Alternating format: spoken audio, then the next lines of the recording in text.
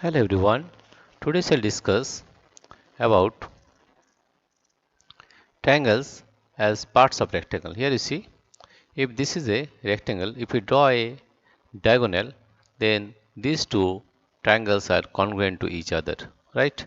If we find the area of each triangle, that is half into length into breadth, that is the length into breadth. Length is breadth is 8 into 5, that is 40 by 2, therefore 20 centimeter square. This is because these are congruent to one another, right?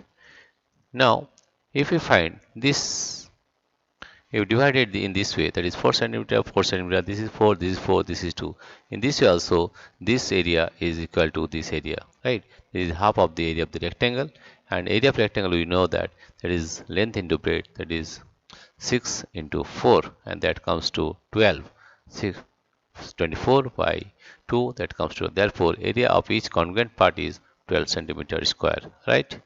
Area of a parallelogram, we know that the area of a parallelogram is equal to area of rectangle, that is length into breadth, right?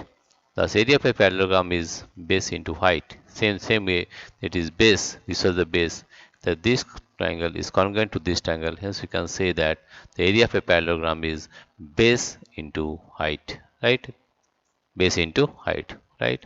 Therefore, any side of the parallelogram can be chosen as base of the parallelogram.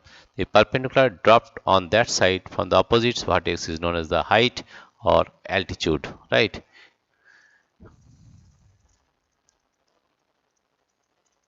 Area of a triangle. We know that area of a triangle is half base into height. Here you see, area of a triangle is half base into height. Yes, because the area of each triangle, here see, this is a parallelogram, you divide it into two halves, therefore this is area of each triangle is half into area of the parallelogram, that is half, parallelogram is base into height, right? The half base into height, therefore area of each triangle is half base into height, right?